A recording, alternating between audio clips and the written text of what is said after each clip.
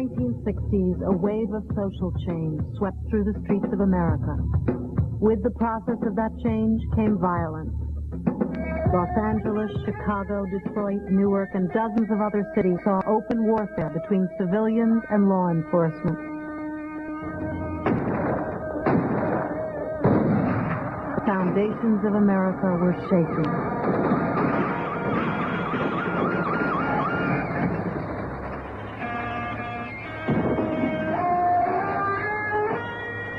In 1967, President Johnson appointed a commission headed by Illinois Governor Otto Kerner to study the root causes of the civil unrest.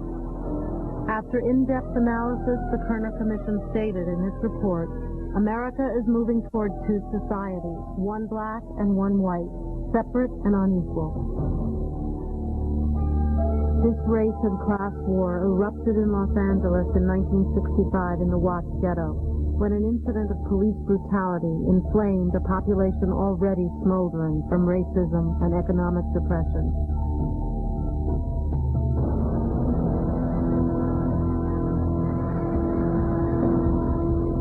The most devastating civil unrest in the nation's history was broadcast into the living rooms of shocked Americans across the country. And for a time, the ills and needs of the ghetto became a focus of attention. As inquiries into the motivation of the six-day rampage continue, the federal government announces an allocation of $1,770,000 to the area, not for relief, but for job training and other projects to lift the desperation of these citizens.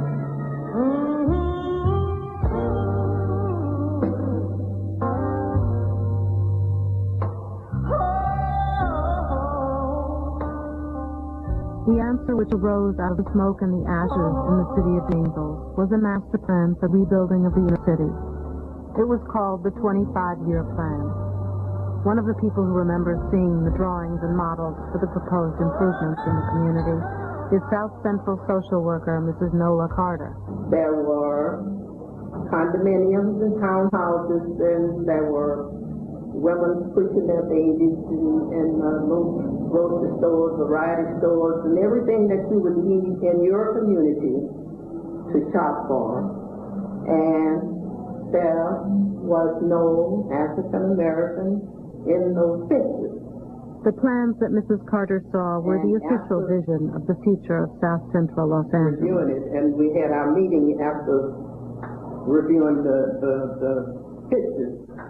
I asked where were the African American people, and I did not get an answer. African Americans weren't the only missing elements of the plan. City Council records reveal that parks and rec centers were supposed to be built. 79th and Central was supposed to be a park, and that never materialized. You never get the park there. Other parks and community centers were promised. At 79th and San Pedro, 108th and Main, Gage and Main. Not one of these parks or rec centers was ever built. And the biggest missing piece of the 25-year plan is the plan itself. It has disappeared from the archive. This file card is all that remains. The terrible irony of the 25-year plan is that exactly 25 years after its conception, it produced neither peace nor social justice, but instead another riot. No justice, no peace, no justice, no peace, no justice, no peace. It's too corrupt. Clean up, clean up. Let it roll, let it fall, let it roll, let it fall. It's too corrupt, clean up, clean up. Let it roll, let it fall, let it roll, let it fall. If you have eyes and are wise and ain't a sucker for too many lies, you will see that dynamite is too corrupt, clean up, let it roll, let it fall, let it roll, let it fall. It's too corrupt, clean up, let it roll, let it fall, let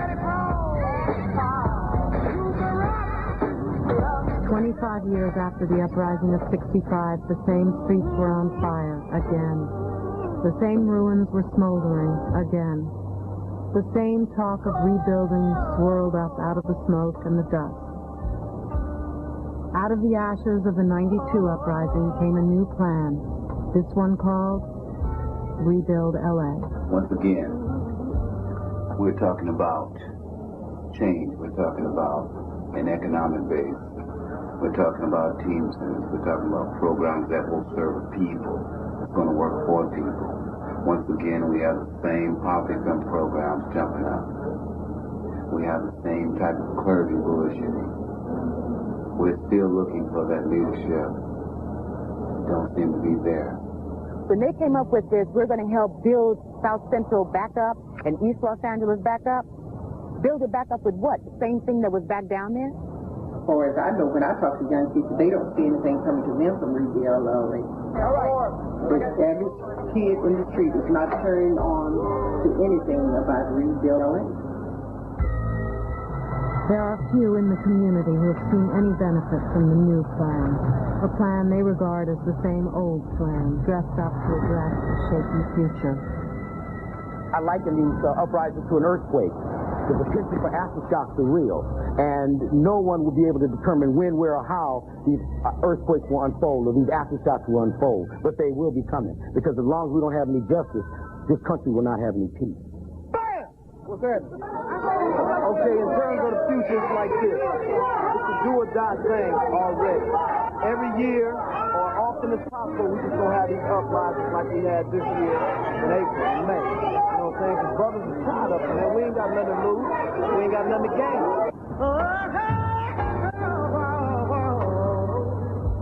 The American dream has long shimmered like a mirage just outside the grasp of inner-city residents, driving them mad. There will continue to be urban unrest until and unless there is meaningful dialogue and an appreciation and a respect for individuals regardless of where they come from. People living in city of my state of mind. I got things. I'm not the one that's running, but they got me on the run. Treat me like I have a gun. I think if the rest of the world knew what really was going on in the United States, it would be appalling. You know, we don't have to look for the Kuwait City. We don't need to look for the Baghdad. We don't need to look for the Tiananmen Square. We don't need to look for the Golan Heights. We don't need to look anywhere outside of our own country to find the worst of all these places right here in the United States. I think we have to see what's going on here in a much larger context. You know, the world's falling apart. And I mean that seriously. The breakup of the Soviet Union, the breaking up of Yugoslavia, gasoline riots in Nigeria, the ethnic tensions in South Africa. I don't know where we're going from here, but I think we need to see this as a symptom of a larger problem at the end of the 20th century. As Los Angeles moves into the 21st century, it becomes ever more a city divided by race and class, its citadels of power surrounded by poverty and decay. Watts sits like a poor foreign country on the borders of downtown. I focus at the towers because growing up in Watts, it's what I identify with. Raising three fingers and hollering Watts as a youngster, looking at the towers, and just having something to be proud of. When people come here, they come to see these towers and Watts. But the people that are living in the community, you never take the time to look and see what these people are about. Flung in the heart of the inner city are 7 reservations called The Project.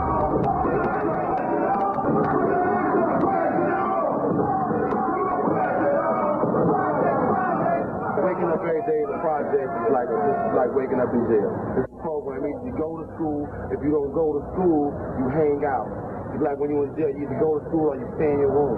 So you already know. Everybody in this project, the damn near program, wake up at 6, 7, 8 o'clock in the morning, even if they ain't doing nothing. It's just, you know what I'm saying, just being aware of that you must wake up. Because if you don't wake up, you're dead. I mean, you know what I'm saying? Real life is this. You hurt, you cry, you live, you die. You know what I'm saying? I mean, that's real life. Real life means ending up as a name on the wall outside the Nickerson Gardens Project gym, which is dedicated to those who have died before their time.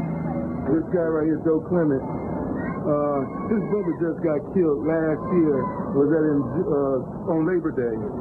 Also, I have my nephew named also here. I hear me around. Like when he's about 5. The other day, there's this dude, like, from one neighborhood over there, and he got shot like 3 times in the chest. 2 times in the chest and 1 time in the arm. Yeah, right on the front of my house. One time I was over at my friend's house, and then we heard 3 gunshots, and then we seen this car come flying down our street, and the helicopter started circling, and then when we went over there, it was this man sitting in the doorway, and he was shot right here below his heart, and he was just sitting there gasping for air. This other night, little brother got killed, wasn't even 16 years old, smoking, dead, gone.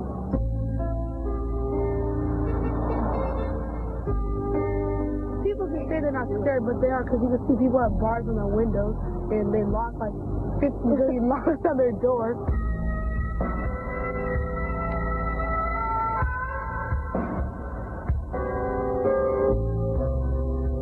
Fear and distrust have become the cornerstones of the community, keeping people virtual prisoners inside their homes. This is the black church. Look how beautiful it is. It needs to be filled of everybody, but it's not. It's not? Look. Look how pretty. This is a pretty building. Look at this building. If you look at the fact that the churches don't have service at night because people are afraid to come out, or that people don't socialize anymore because they're afraid to come out, or that people hardly speak to each other because they don't know whether they can trust each other. When you look at how people interact, how they interface, how club groups meet, and all this kind of thing, all that's changed. And that's changed over a 20-year period based on the adolescent population.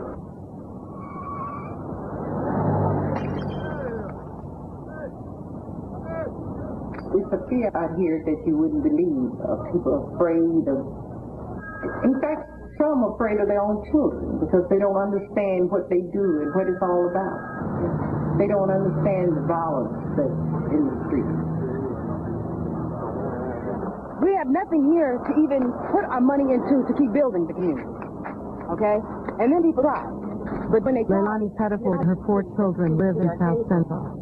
The nighttime when you're laying down in your bed and you're laying down there just thinking that maybe this is going to be a peaceful night, you have helicopters going all across your head.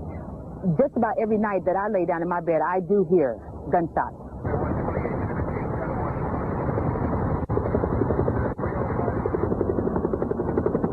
We actually live up there in fear because my children live where they sleep to the front part of the house. And when I'm listening, I'm wondering, is there going to be a glass broken this night? You know, what type of gun are they going to be using this time? Are they going to mistake my house for being some house that maybe some drug dealer may have lived in, or somebody had the wrong address? Are the police going to come knock down my door because of mistaken, what, address? It's a lot of things. You don't lay down at night very safe. Even though you have bars, you have locks on your doors, you have animals, you have dogs to protect your property. You're never protected. The dogs are even scared. The animals sit back. My dog took off and was crying at the door like, let me in. You know? It's too rough for me out here. The animals are scared. Business owners are scared too, and most of the venture capital invested goes into liquor stores.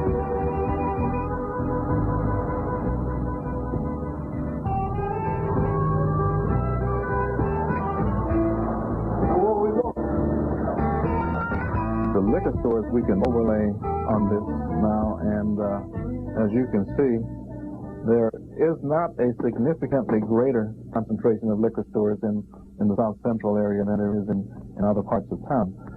But what there is vastly different is the absence of other kinds of shopping malls. So we take the liquor stores off, and as you see, there's virtually no shopping facilities other than the liquor stores in the South Central area. So there's a shortage of alternatives to the liquor store.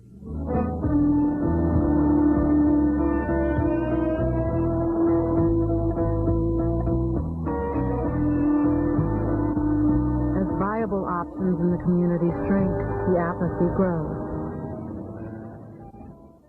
He's sitting down the street doing what? Nothing. Children sitting down over there doing what? Nothing. Mother sitting inside the house watching a soap opera because they ain't got nothing to do. Okay, it's depressing. And I'm serious. There's nothing to do around here. I wake up, if I don't have a routine the next day, I wake up and I'm doing nothing. Because I have psychosomatic disorders, ulcers, arthritis, and so forth. Another outcome is to reduce the immune system so that one becomes more susceptible to other kinds of diseases, like cancer, like hypertension, like cardiovascular and cerebrovascular diseases. Even healthy children have limited horizons and are 5 times more likely to end up in the criminal justice system than in college. You have small dreams growing up in the ghetto, you know. Your dreams are small already. And if you ain't got much motivation, your motivation gonna turn into decline. You're gonna pull away from it. You're gonna find another way to get over, but then you're gonna find out later that other way to get over it is wrong. And you're gonna either end up in jail or dead. In a 1965 report on race relations, Senator Daniel Patrick Moynihan stated, "Considering what the Negro culture has been subjected to over the centuries, it is a testament to its tenacity. It hasn't been obliterated altogether. Today, racism is alive and well, and sometimes the lynching is of the spirit." So she came home saying something like, you know, like black kids say, "What's up, Mom?" So she said that to her mother, that's what she told me. And then her mother said, "Who you been hanging around?" She said, "This girl named Lenita." She said, "What color is she?" She said, "Black." And then her mother got all upset. She came to the school, and then she said, "I'm sorry." No, she said, "Could Lenita come to class?" She said, "Lenita." And my teacher said, "Okay." So she brought me out to the class, and then she said, "I'm sorry, but my daughter's got a lot of black kids." And I said, "But I like her." And then she said, "Mom, I like her too. She's fun." And then her mother said, "Well, I'm sorry, but she can't play around with you or any other black child. So I urge you best stay away from my child." And I just broke out in tears because she was one of my best friends. And it was mostly the only friend I had. Our children are wrongfully discriminated against. And it is unfair, it is unjust, and it is ungodly for such a thing to happen, particularly the latter part of the 20th century, to a people whose ancestors have contributed not only to world civilization, but to America as well. The roots of this discrimination go back 4 centuries. In California, it begins in the 1850s, when black pioneers began to come west. Even though they were oftentimes hounded by bounty hunters seeking to capitalize on the Fugitive Slave Act, the American dream, freedom of expression, the right to own property were there to be had.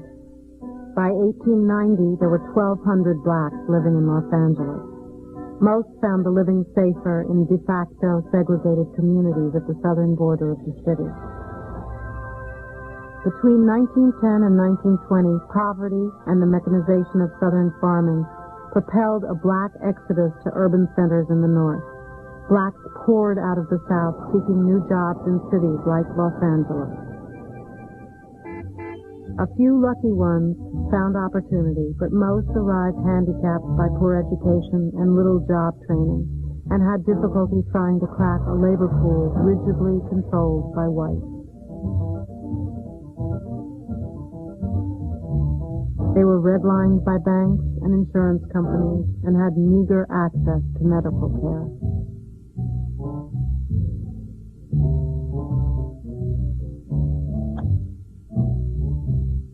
The end of the Depression brought some job opportunity, but for the most part the work was menial and low-paying.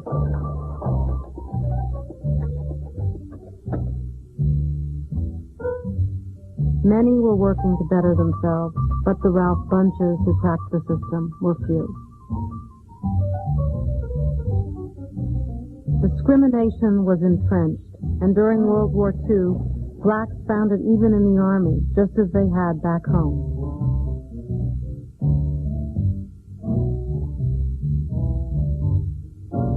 But the war did bring jobs, and during those years, 60,000 blacks flooded into the Los Angeles area seeking work in arms industries.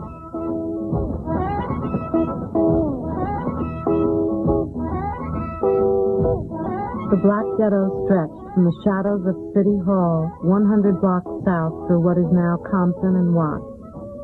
Despite a rat's nest of urban ills, a vibrant community was in full swing.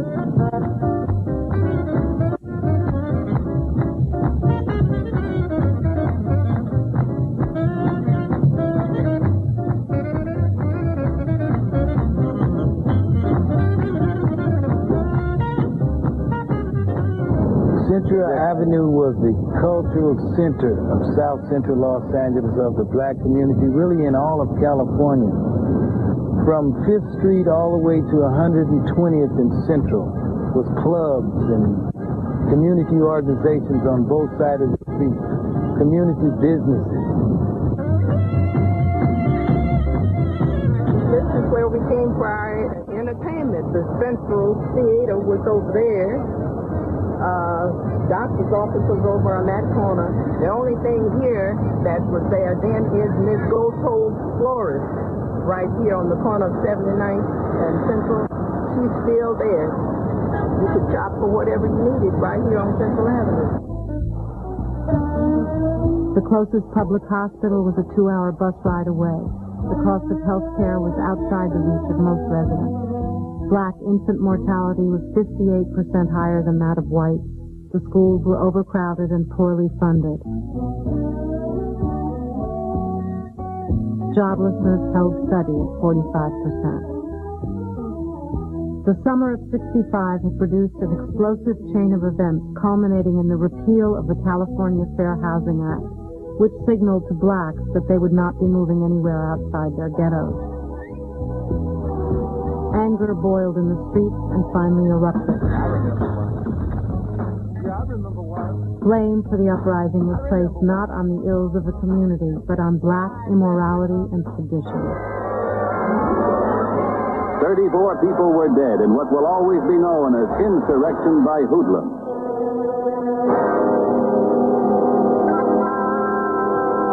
The degree of communist influence in these riots has been subject of much discussion and controversy. For a solution to this controversy, let's review the events of recent years, both at home and abroad, in light of the communists' own plans for world conquest. But the Kerner Commission found other, more complex reasons for the civil unrest. After an intensive study, the Commission stated in its lengthy report, segregation and poverty have created in the racial ghetto a destructive environment totally unknown to most white Americans. What white Americans have never fully understood, but what the Negro can never forget, is that white society is deeply implicated in the ghetto. White institutions created it, white institutions maintain it, and white society condones it. Black leaders had long met with resistance in their efforts to call attention to and rectify these explosive issues. This resistance, spearheaded by Hoover and the FBI, exacted its toll on black leadership. And I've seen the promised land. I may not get there with you, but I want you to know tonight that we to the promised land. The only way by which this can be done, instead of it being called civil rights in the future, we're going to have to label it a human rights struggle, or the struggle for human rights. My husband, Malcolm X, of course, had suggested that the civil rights movement move a step higher and change the movement from civil rights to one of human rights. It was not done, and you have to applaud and appreciate the effort of all of those individuals who work to try to make things better. You also have to look at the resistance and the support that resisted movements receive in keeping things as they are and as they were. The power structure in its opposition to change revealed its dark and shadowed side. A Senate investigating inquiry under Frank Church found evidence of so many crimes committed by intelligence agencies against black groups. The FBI later publicly apologized. Agents and informants were surveilling and sabotaging the black community. Even cultural organizations like the Watts Writers Workshop, started by Bud Schulberg, were infiltrated and destroyed. Millions and millions of watts. Amity Hamilton formed his seminal rap group, the Watts Prophets, during the early years of the workshop. They had writers, poets, singers, dancers, musicians, playwrights, novelists, all in this building here. This Metro Rail parking lot was the site of the workshop and a 350-seat theater. They were burned to the ground in 1973 by an FBI saboteur named Darthard Perry. Perry later turned on the FBI and admitted his covert activities for them in several magazine and television interviews. In response to this type of harassment, Huey P. Newton and Bobby Seale started the Black Panther Party for Self-Defense in Oakland, California. They were a small, community-based organization until Seale led a group of Panthers carrying shotguns into the Oakland Alameda courthouse. Whether their weapons are loaded or not, nobody seems to know. Wait a minute. Wait a minute. Wait a minute. Are you under arrest? Am I under arrest? Am I under arrest? I place him under arrest. Take your hands off me if I'm not under arrest.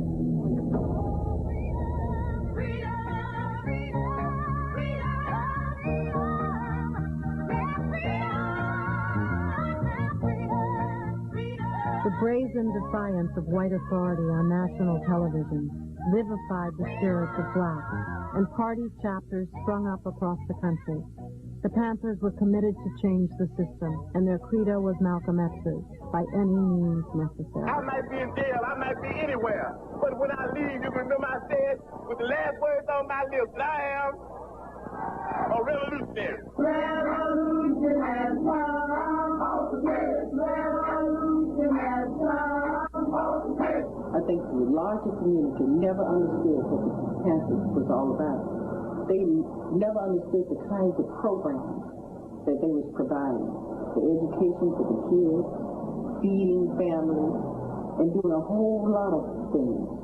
Really grassroots organized. They had a school, and they had the breakfast program, which, that's out of the Panther Party came the breakfast program. Nola Carter's son, Bunchy, started the L.A. chapter of the Panthers. He and Elaine Brown were instrumental in organizing community self-help efforts. Michael Zinzan, another early member of the Panthers, recalls the scope of their program. Well, we had what we call our 10-point platform and program that spelled it out very clearly about the question of housing, the question of jobs that we needed. It included the free clothing program, healthcare. We tested thousands of people, hundreds of thousands of young people for sickle cell anemia before anybody even knew how to spell it. But the Panthers were more than just a group of neighborhood Boy Scouts, and their organized militant stance often put them in open and armed conflict with law enforcement. We learned a lot from the civil rights movement, and one thing we learned is that you cannot be successful by turning the other cheek. And we thought that this was a very important aspect of our program, the right to self-defense. And we feel to this day that we will not stand idly by and allow somebody to shoot us, beat us, or maim us simply because of the color of our skin. Soon the Panthers and law enforcement were embroiled in an all-out war, as evidenced by this raid on the Panther Party office on Central Avenue in Los Angeles in 1969.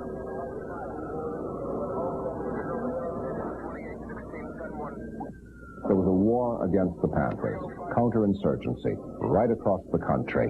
Nothing like it ever before in American history. It was military intelligence, FBI, the CIA's Operation Chaos, the Red Squads of the country, a really vast kind of atavistic upsurge on the part of the American secret police, a climax to what had been hundreds of years of spying on black people, compromising and undermining black leaders, the destruction of the black male leadership model, within the black community. It had begun in the South under the Military Intelligence Division. It had gone on for 75 years.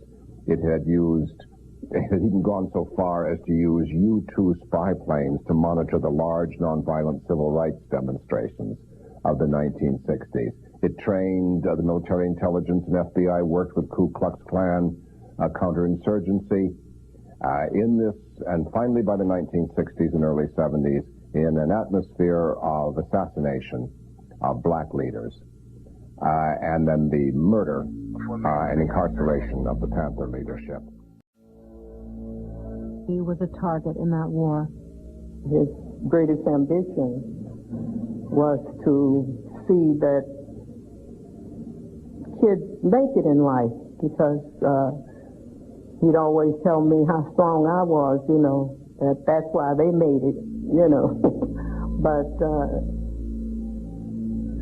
he just was a brilliant kid. And what happened to your son?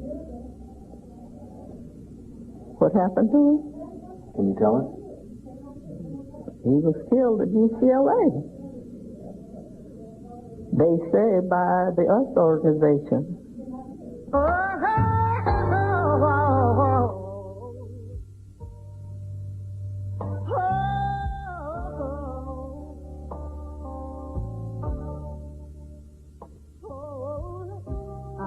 For United Slaves was a rival black power organization whom the Senate Investigation Committee under Senator Church found to be engaged with the FBI in the elimination of the Panthers.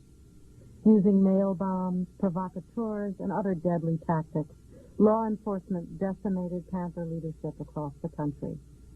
This vacuum led directly to the formation of black street gangs. When you take something away from a community or people, the community will replace it with something.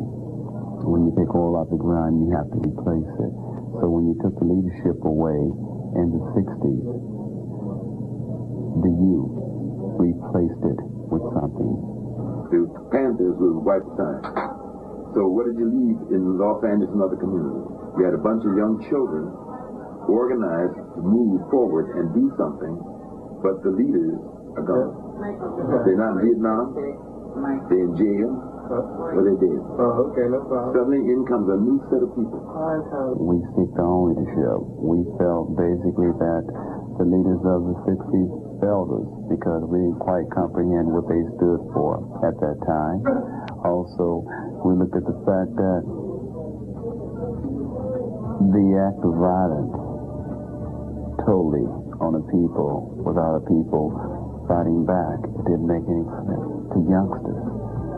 So we formed our gang and we dealt with our own brand of leadership. Today they call it Bloods and Crips. You can't stop. Running water. Bobby Lavender was one of the founders of the Bloods. Many in the community feel that covert elements of law enforcement also played a role in gang evolution and continuation. Lavender recalls the resistance his efforts to form a truce received. All right, I'm going to let you know that when we did come together with the truce, the gangs, the very first time in 1973, the first day and a half we couldn't get anything together. Then a couple of brothers from the Sons of Wild Pack, these two guys that kept making all this noise, said, "No, what's that y'all from?" Didn't nobody know them. So, since nobody knew them, we decided to check them. They were undercover police, LAPD, political instigators sent down to keep us bickering amongst each other. Everybody that tried to work with the gangs from 1972 through 1979 found themselves with their heads wiped in the dirt or they don't exist. Okay? And the last person I know that was really in the hand on it was Fred Horn with the Anti-Self-Destruct League.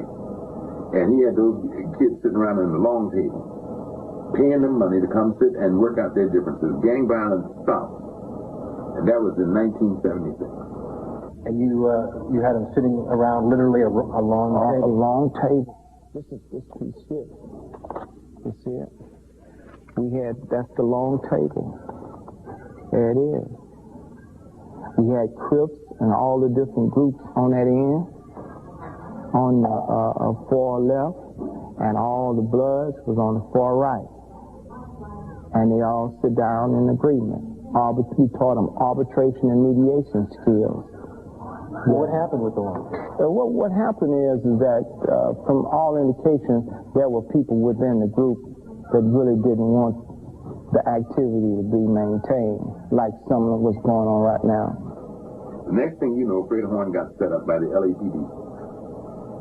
Two guys come to the meeting, pull guns, acting like they're fighting each other, but their intent was to get Fred. The rest of the members throw Fred down on the ground and fall on top of him. At that same instant, the LAPD is walking in the door. Who called the police? Nobody.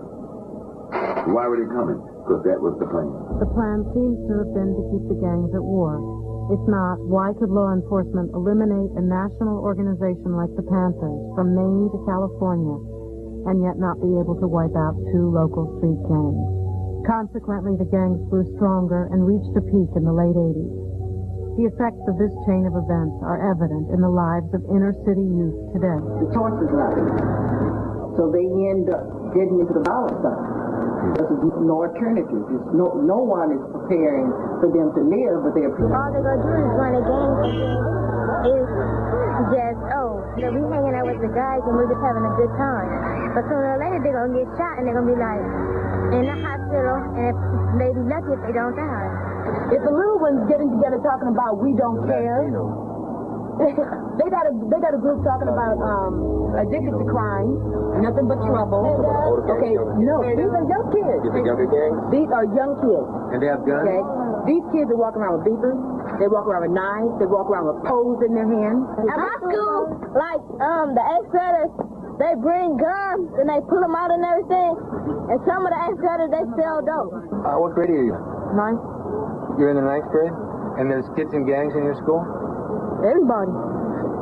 Everybody that goes to the school almost is in gangs. A roll call, that's like a whole bunch of people from your gang. Right there.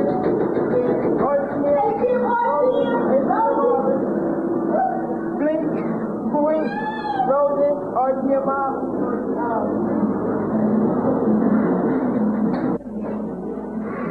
This is that thing up here. FMA. It's female model.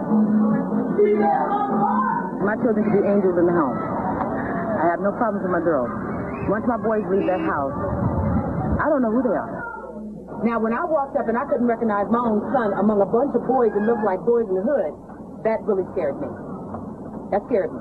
Okay, I didn't even recognize him. I walked up and I saw, and I said, that's mine? Children have been deprived of leadership and abandoned by the system. They exist in a war zone filled with crime and communal homicide. Drugs and gang and crime. It is a kind of a slow-motion suicide that the Panthers predicted would come. And they said, you will wish you had the Panthers back. And in that, they were echoing what Malcolm X once said, they will wish they had me back. The well-documented intervention in the community by law enforcement and its resulting vacuum of leadership raises disturbing questions. Who organized the gang? And secondly, who gave them the guns? Do the kids have guns in school? Where do they get the guns? The older gang members. You can get guns anywhere. A long time ago, it wasn't a lot of killing. It was just a lot of fighting. It was what you call gang wars, but they were just fighting, and people were getting knocked out, hit with sticks and stuff like that. It wasn't about killing. Lately, it got to where the Uzis and all the guns.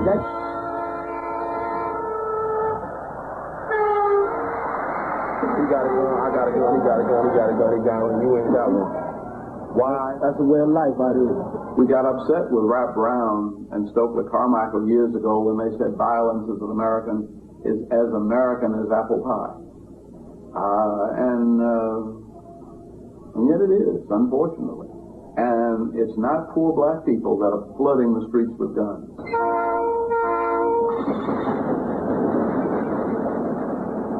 Well, they're not walking in the community. Someone is bringing them in. They're not manufactured in the community. Someone has to bring them in. And so it's a calculated plan to bring the gun and bring the violence into the community.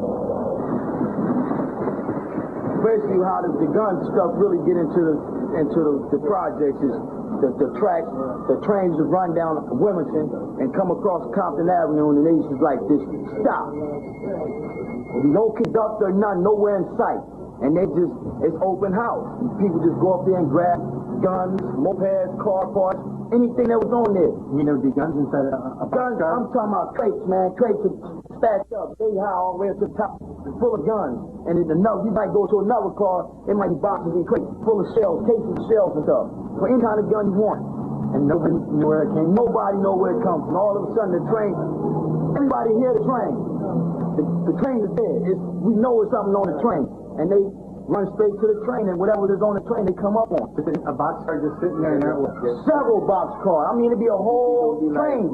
We saw that in the 60s also when working with the gangs. It was done a little different then.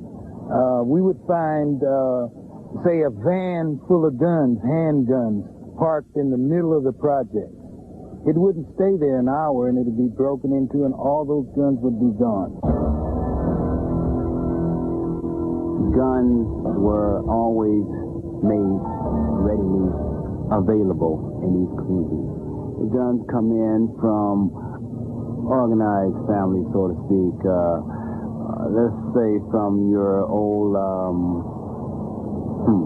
we can say from some of your old police that were on the wrong side of things. One side supply the other. Were the guns sold to the community, or did they just come in and leave them like these kids? Well, in the cases where the kids on the railroad track, if you know that you bring in a boxcar load of guns or fruit, or TVs, mini bikes, or whatever, and you know that those trains have been stopping on this track since the 60s, and when they're heading south, you know those tracks are full of goods, trains are full of goods, and hell, you know, it's the thing. They realize what they're doing when they leave that here. Just like they realize what's happening when they sell automatic and semi-automatic weapons in pawn shops. Or we can go and buy that with a fake ID. They know what's going on here.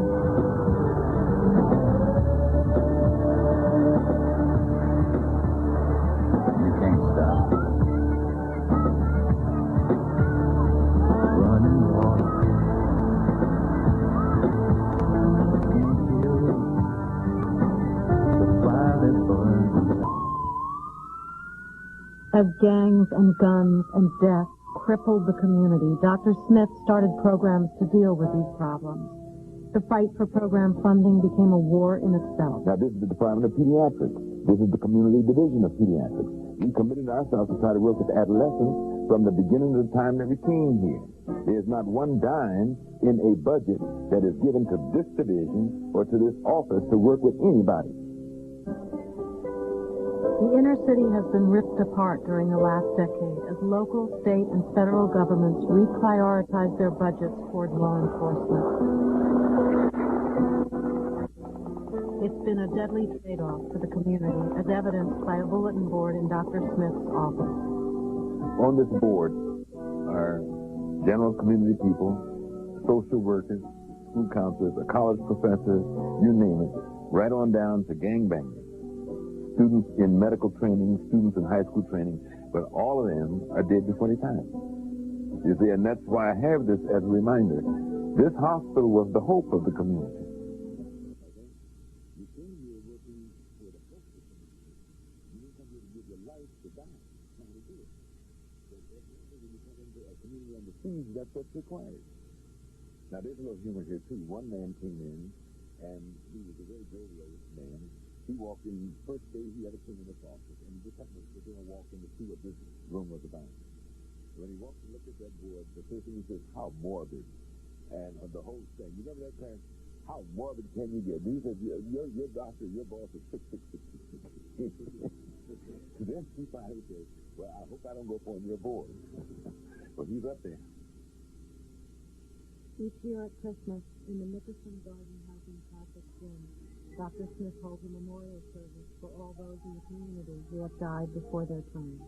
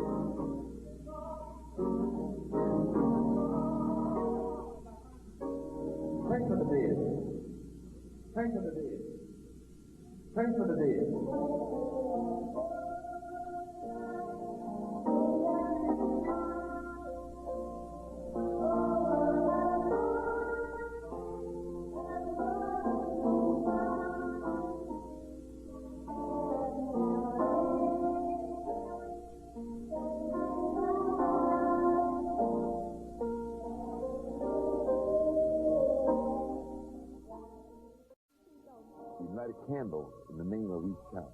And then as their name was called, we blew out the candles. One corner of the gym was lit with something like 300 candles. But then by the time we got through with our roll call, there was not a candle burning in that corner. So from total lightness to absolute darkness is the best symbol of how the world is diminished by the death of each one of us.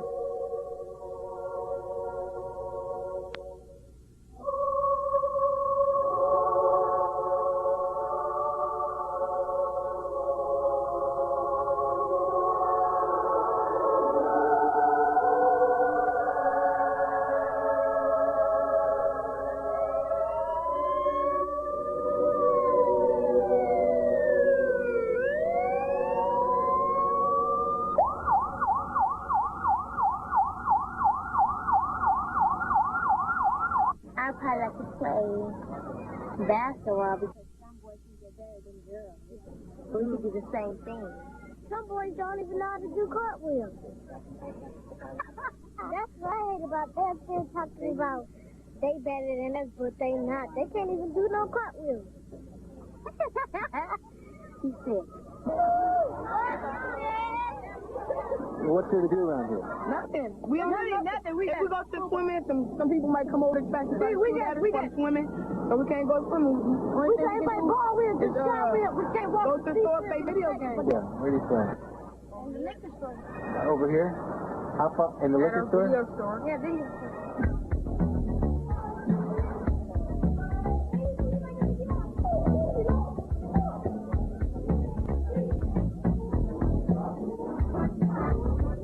Is there a lot of places for you to play around here? Nope. Just here in Harbor Park. In Harbor Park, they see no people over there. What happened? They see no people. In Harbor Park?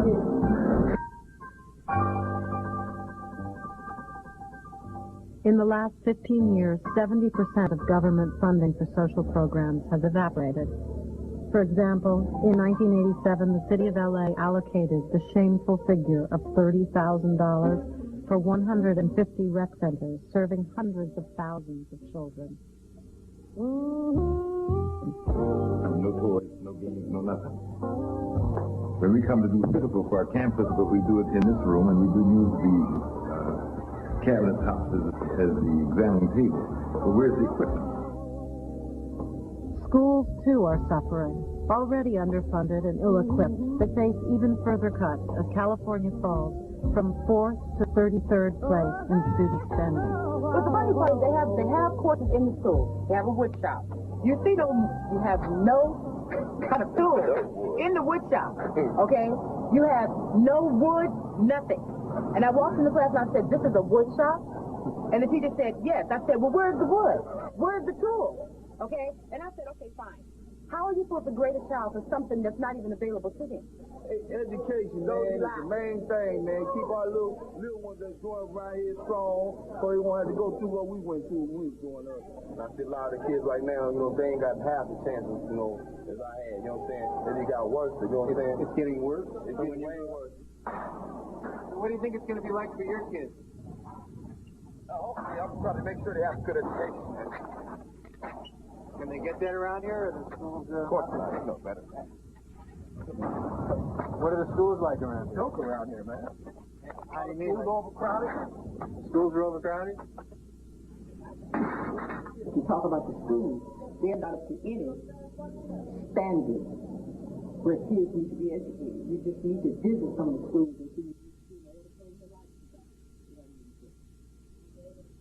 So you look at some, they look like they have never been attended. And so if you just go around and look at the education institutions from high schools or whatever, you can see what's taking place. There are a lot of folks in business out here that have the mentality to learn. They have this learn, but they don't have the basics. There are kids that are 18, 19 years old that they can't even spell a 5-letter word.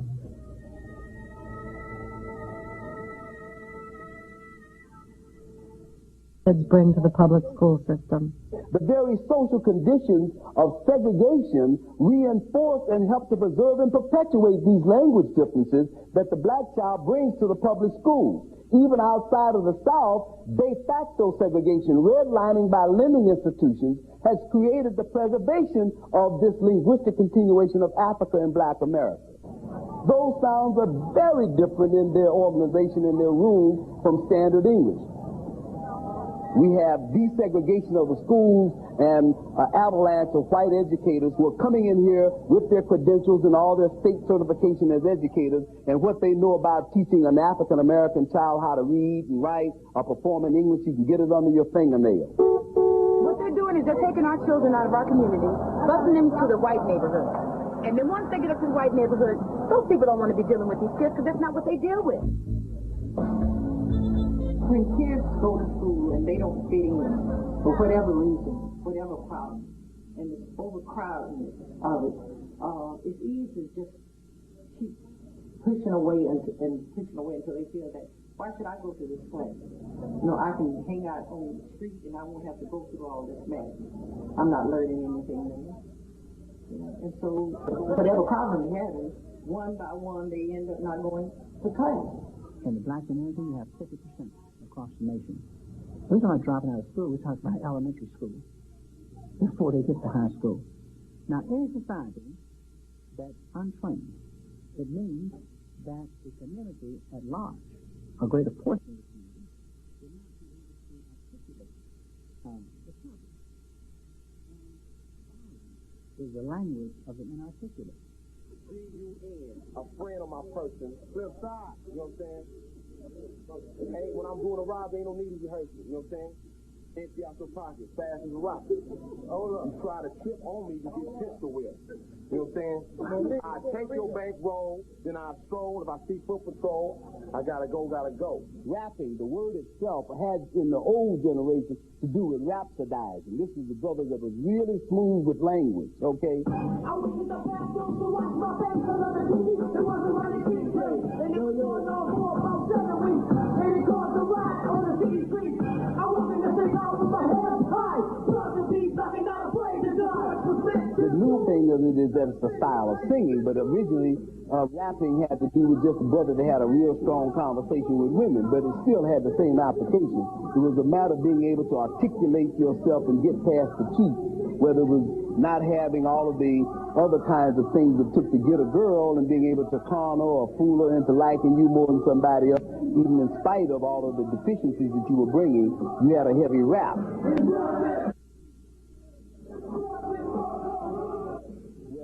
Other kinds of rap would be, I'm able to get over in this society, I'm able to get over the demeaning and the degradation and all that you're doing to me, and I can tell you what I think of you know what I'm saying, and communicate with my people. So I'm looking at rap singing as a thought process. It's on the continuum of black oral expressive styles.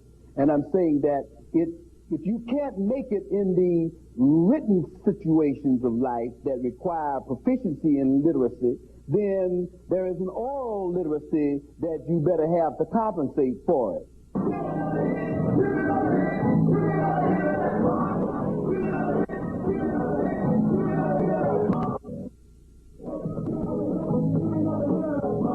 When died, and he asked me one thing, where's my sons at?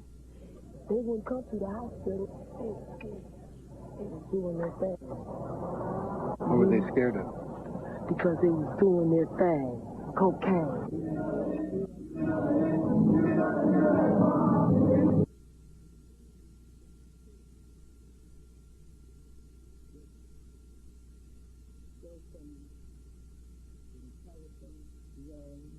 Bright, brilliant students who's just hanging on the streets. You see them now. I've seen them crawling out there on Central Avenue with drugs, with full of drugs, and I would call to their parents to come get them off the street, you know.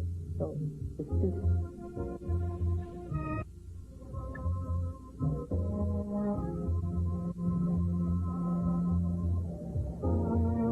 The coffin nail of drugs. Where do the drugs come from, and who brings them into the inner city? Cocaine moves heavy. The label is put on the American black gang, drugs and cars.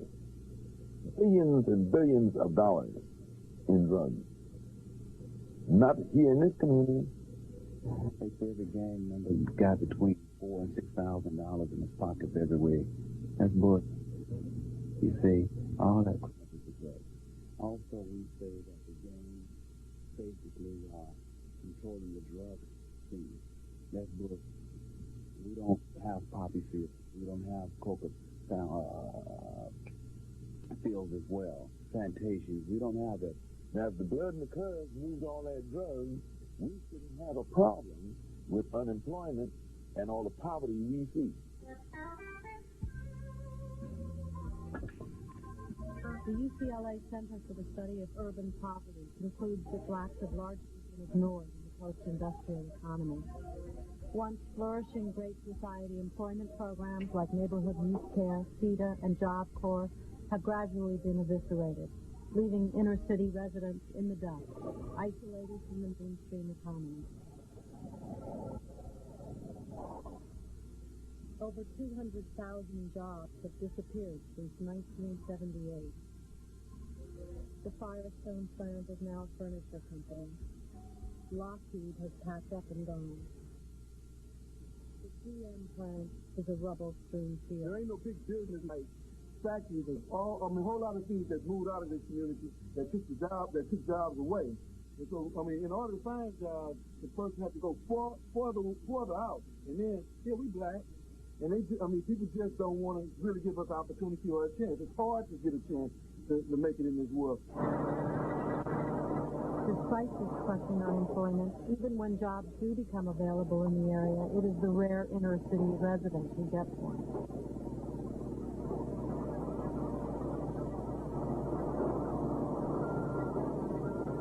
Nowhere is unemployment bigger than in South Central LA. And I guarantee you, you go to that Century Freeway, people are working on that job down there. The biggest economic resource in the community are people that live as far out as Anaheim. The people that were working on the job, laying the bricks and pouring the concrete, did not live in the community. And although I do have the skills and can build a house from the ground up, I couldn't have the job open. How many people from your community work on this project? There's one that I can know of.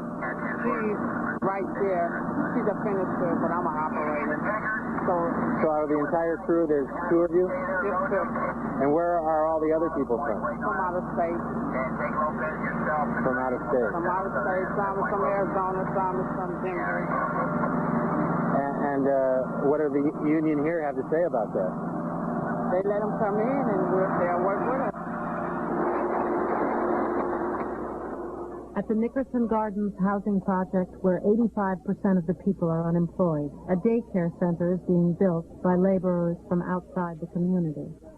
Meanwhile, thousands line up for work whenever jobs are offered. You have people walking off the streets these days with the knowledge to do almost anything. Restucco houses, lay carpet, work. There's so many people that know so much about inside and outside of engines. But you're not going to find them working in those jobs. I'm good in electrician, you know what I'm saying? But I'm good at gardener work, you know what I'm saying? I was working for the house for 2-3 years. I'm good at gardener work, you know what I'm saying? I can do anything. I'm landscaping. He's good at landscaping and all that. People got if you have the opportunity, that's what we want to do. That's all we need. That's all we need is an opportunity. But even though we go to school for these things, you know what I'm saying? And then when we out of school and it's time to party in the world, you don't still get turned down by where you're from, you know what I'm saying? From a lower income community, they don't want to deal with you. I know if I ain't got no future as a young black man, all these little kids growing up behind me ain't got no future. So I ain't waking up happy about nothing.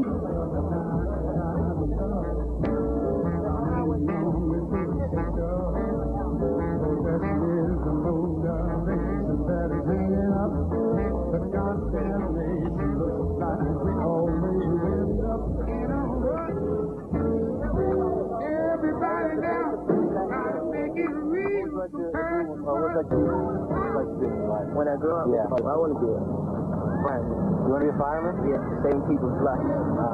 How about you? Lawyer or teacher? A lawyer or teacher. Is there much, you have much shot at that? Yeah.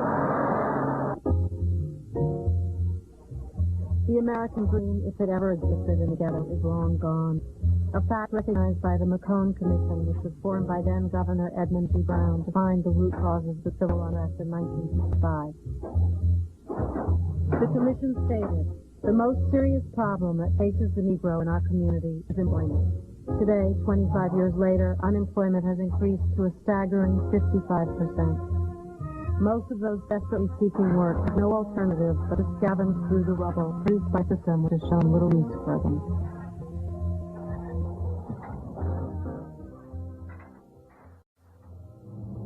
Basically, you'll be a laborer all your life, which is nothing wrong with it, but just not enough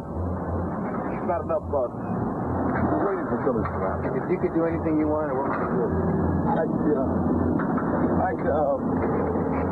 What they call the guy that, not a gynecologist, but he got a special name for the guy that has babies. Oh, yeah, obstetrician.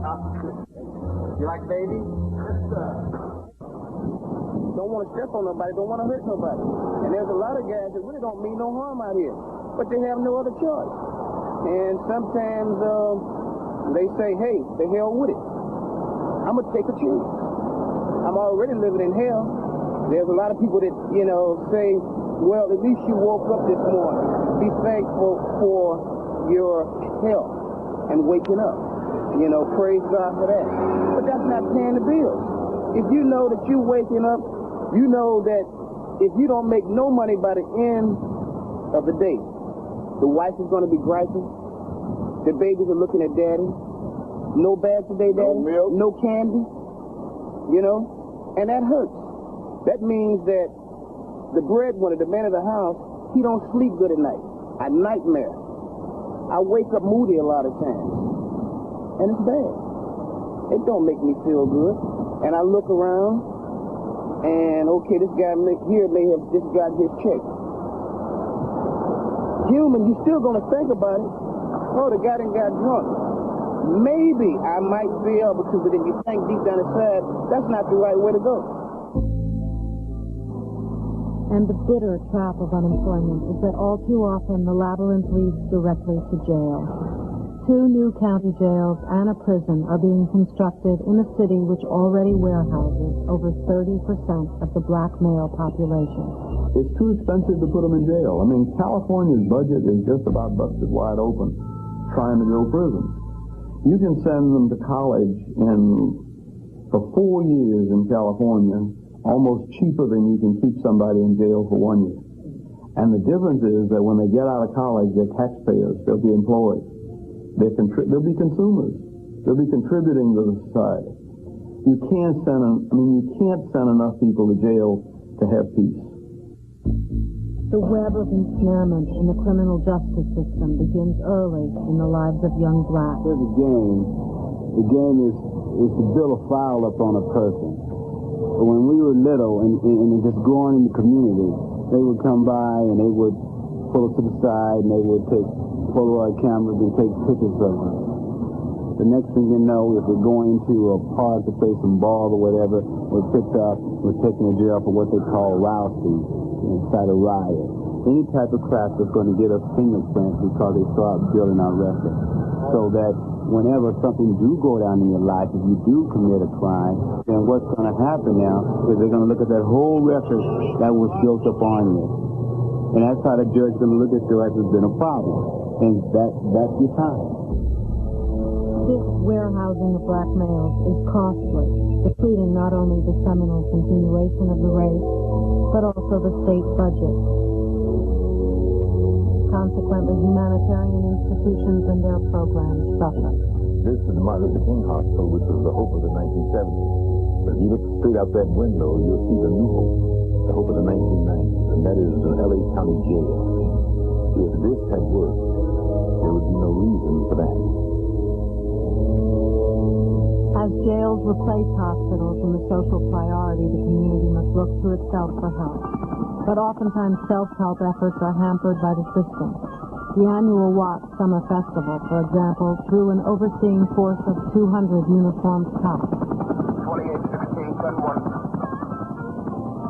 The 305.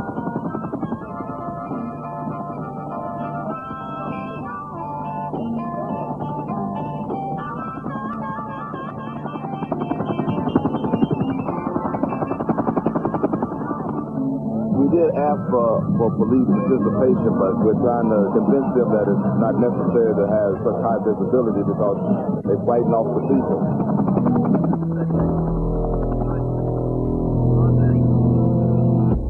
The police were the problem in 65, and they are still the problem right now. Okay?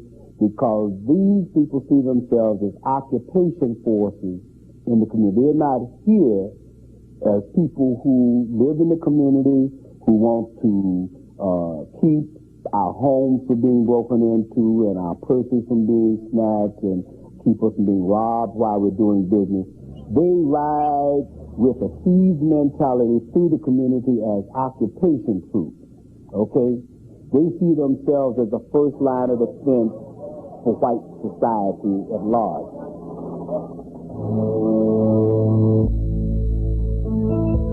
Many in the community feel that the balkanization of blacks and other minorities is used to ensure the existing power structures continued control of the resources. Now, in the absence of a vision, in the absence of a stable, positive, growing economy, ethnic tensions are exaggerated. Everybody starts fighting for their piece of the pie. Morals and ethics go out of the window. And things fall apart.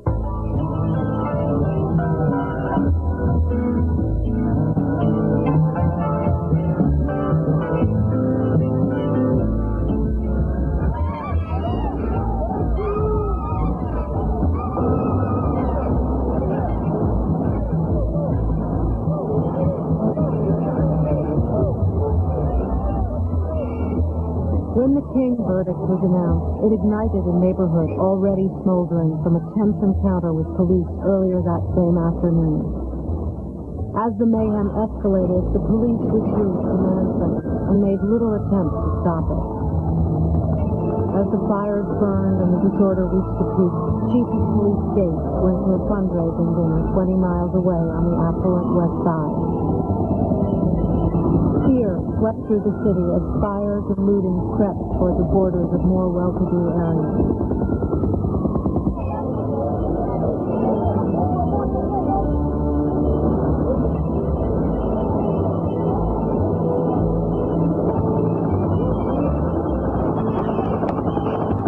On the third day, when the situation seemed out of control, police appeared paralyzed, either by decision or design. This brought ever greater numbers of looters out to grab their share of the American nightmare.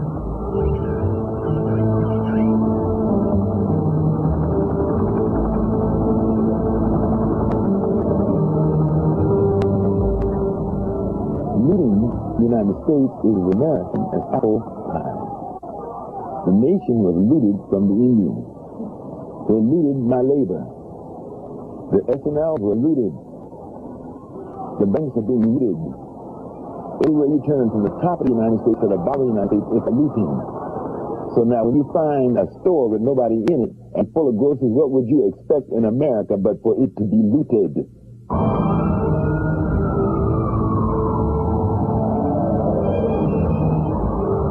Finally, the National Guard restored order.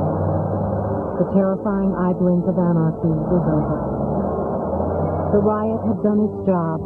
There were more guns on all the streets from Watts to Malibu. There was more fear and more polarization. As in 65, simplified targets of blame were put to use. We still think of this as a South Central Watts ghetto problem. We still think of it as a black problem. When there were blacks, Hispanics, whites, and Asians that were involved in whatever difficulties occurred out here. Science fiction on TV. They're telling us false information. See?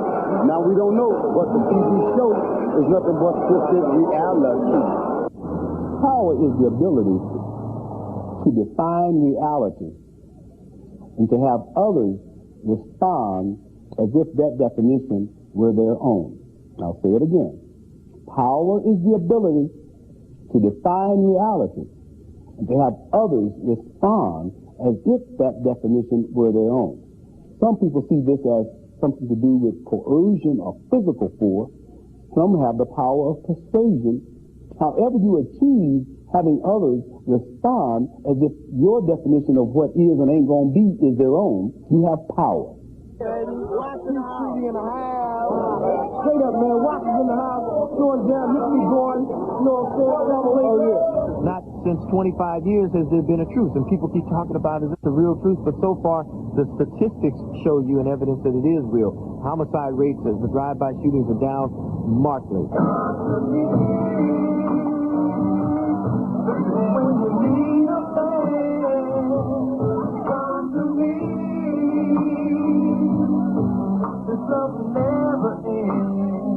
The truce has been cause for celebration at the housing project, where fear used to be the watchword of the day. There have been several parties honoring the ceasing of warfare between Crips and Bloods. This one took place at Jordan Downs almost 2 years after the truce came into effect.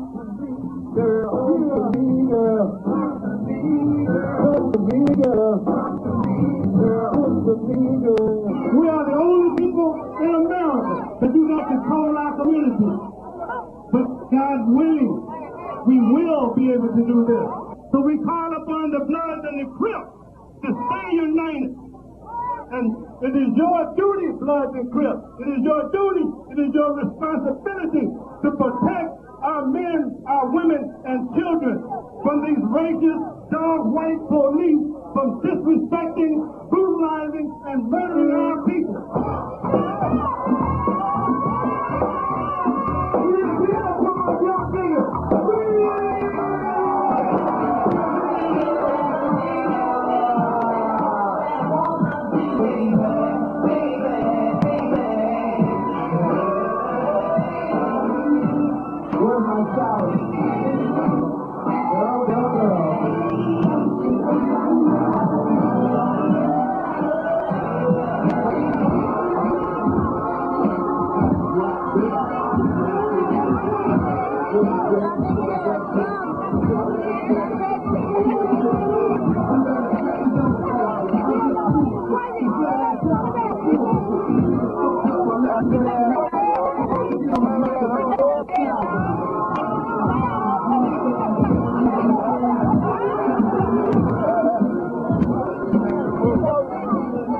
Oftentimes in the past, these efforts at coalescence have been met with opposition by law enforcement. It's, I think, law enforcement's greatest nightmare to see these gangs come together, because whether it is fueled by gang members or whether it's just imaginary, the perception is that there is an affront or an assault on the police officers, that's really what all of this unity is all about. So what they're trying to do is probably get the Bloods to go back against the Crips again. Right. They don't want to be a Blood. They don't want to see too much of it. They don't want to see too. They be coming with a negative little thoughts and trying to cross things up. You know how they do it, you know what I'm saying? Well, we hit today trigger, we hit all that. We hit today trigger, we hit all that. It ain't gonna work right now. You know, we tired, man. We've been banging against each other too long. Tired of all that, man. They actually try to bring in, have faction fights. By sending, again, one group of people a letter saying that we're going to bury you, we're going to kill you, and then they'll send the other one the same thing and try to get people to fighting each other. They drive individuals and dump them in another gang's territory to create this intimidation and infighting. That way they're able to keep everyone preoccupied on themselves and off of the real problems.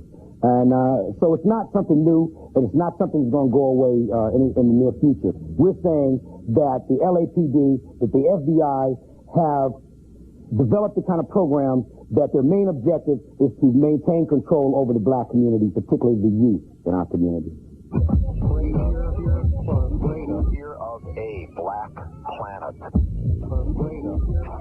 When the gangs started popping around in the black community, then the black community had to turn their attention away from civil rights and move now on what's going on in our own backyard, what's going on in our own living room. Then little by little, after they got the civil rights agenda pushed way off to the back, the urban renewal issue began to come up. The gangs were then used to clear the property. So as the gangs began to shoot people, shoot children particularly, scare parents, parents walked out of Compton and literally gave their homes up. And walked out of Watts and literally gave their homes up for peace and quiet because they didn't want to lose their children. They didn't want them shot. Now the land is available because the blacks who bonded the neighborhood, who were the seat, who were the voting block and the power, are now gone. And in Victorville, back in Louisiana, Atlanta, Georgia, all back up in Mississippi, and went back to New York and went home away from Los Angeles because the crime is so prevalent. They are leaving this community. In 1965, the city of Watts was 90% black. Today, it is 40%. In 1965, blacks owned over 70% of the property. Today, they own barely 30%. Watts is prime location. I mean, we're 7 minutes from the airport, essentially located downtown, the beaches, the harbor area. Watts is prime real estate.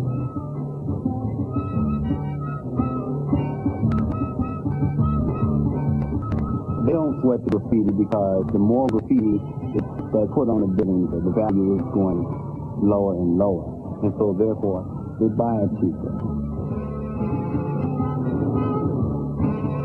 Massive chunks of inner-city property were obtained through the use of eminent domain laws. These weren't ghetto houses. These were 5-bedroom houses, some with swimming pools, etc. This was the cream of the crop of Watts. And now all we have is all of this freeway and a brand new prison. As the inner city changes shape and color, what is the goal of the new vision, and who is directing it? Let's start with the insurance companies, and start with the merchants, and start with the planners, and start with urban renewal, and start with urban development, and hook it up to where you left it off in 1965, when you cleared all this property along this logic track and all that property on 103rd Street, and see who now owns it as they get ready for their Pacific Rim economy. And now that how many black folks have been pushed out of this community, and then hook it up with the Crenshaw community, and how many will be pushed out, and on down the line until you got a contiguous line of highly profitable land, okay, ready for development for this so-called economy that they're planning to develop in the 21st century. There is one major obstacle to the idea of an expanded Pacific Rim: 220 acres of public housing. Some of the public housing projects in the city are some of the most valuable land in the city. The Imperial Courts is adjacent to a major intersection of the green line and the blue line, and the land value goes up where that's a major transport. The green line connects, will ultimately connect Disneyland to the airport, the blue line connecting the harbor to downtown, and these intersect right between the two public housing projects of Imperial Courts and Nickerson Gardens. The federal government has designed a plan to privatize the public housing by loaning any interested resident $4,000 as a down payment to buy their unit. I think that's a totally ridiculous plan. I was at HUD when, at the time that plan came out during the Sam Pierce administration. And if you were to do this to people who've never seen a block of money that big at one time, in a short period of time, the money would be gone, and their options at any kind of decent housing would be gone forever, because that's what they would trade for that one-time lump sum payment. The goal of the plan is to get rid of as many of us as we possibly can. And the less of us, the more for them. And what's been going on since 1965. So if you talk about health and building the hospital, talk about education and training jobs, if you talk about anything else, that's all beef in order to get the people's mind in one direction, while the bottom line being the land is steadily being worked on. So in the last 25 years, it hasn't been about people. People don't count it. It has been about land.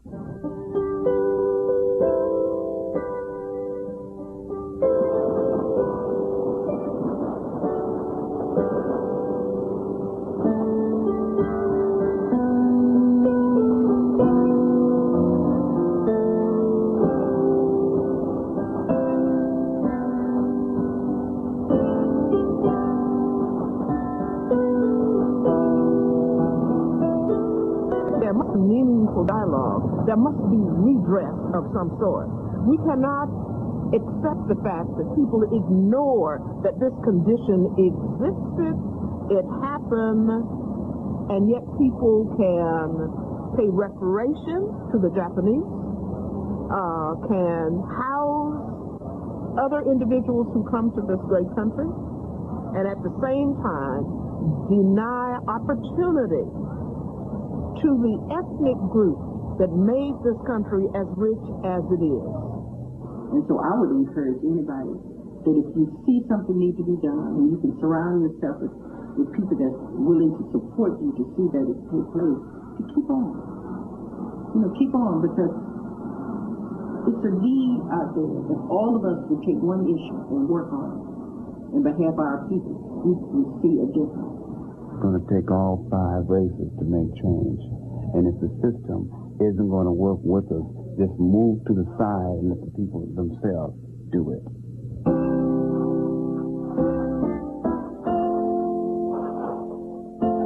The diversity of this nation is one of its greatest assets. And we're never going to have full employment. We're never going to have an adequate economy until we include all our citizens and take advantage of the diversity. The very thing which is our problem now is also our key to success. And I just think we're going to make it. We got to. We have to be a part of the system, or there won't be no system. You see, change has to come now. I've been waiting on that mule for a long damn time. I'm tired.